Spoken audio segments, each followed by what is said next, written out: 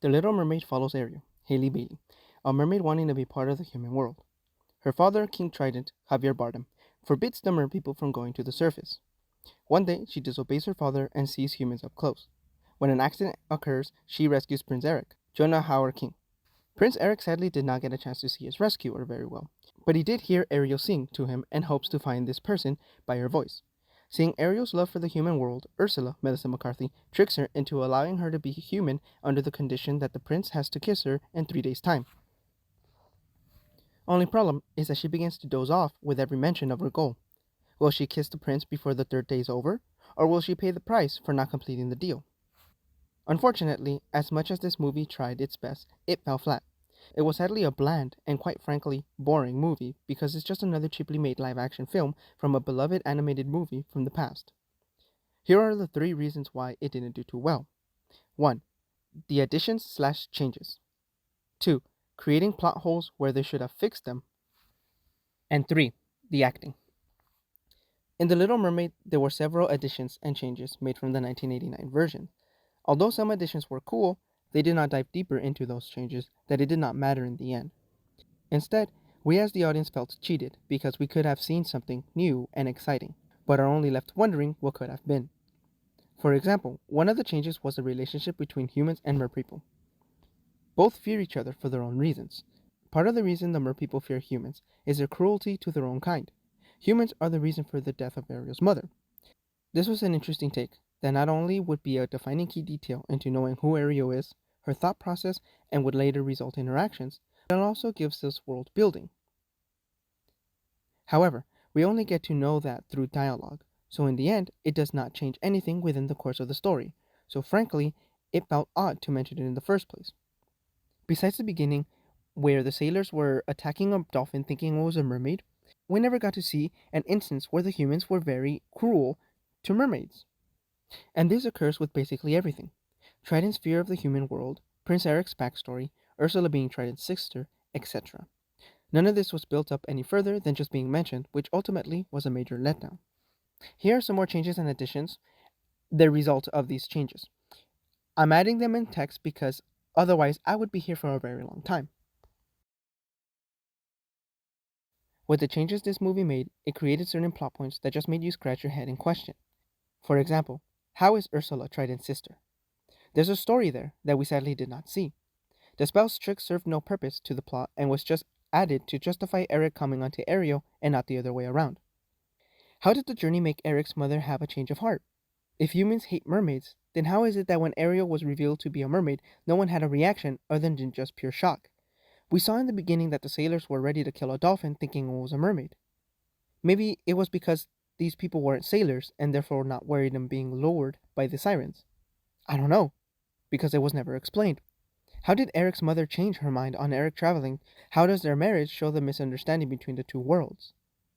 All these questions were not answered because the additions did not advance the plot effectively. The problem is that the changes and additions would mean that they would have to explain it, but trying to stick to the same structure to the original means they couldn't stray too far from the structure.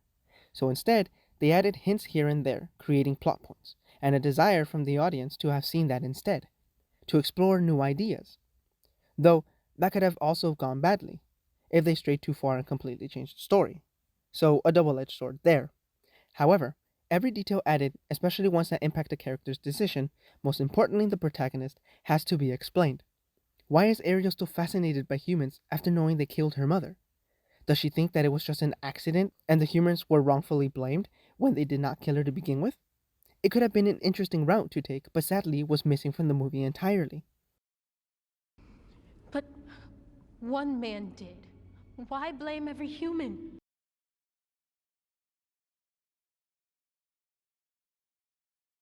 The acting was also very off. Healy's performance as humans did not sell me. Her enthusiasm and amazement was simply not there. Her facial reactions remained stoic and unchanged even though she's living her dream.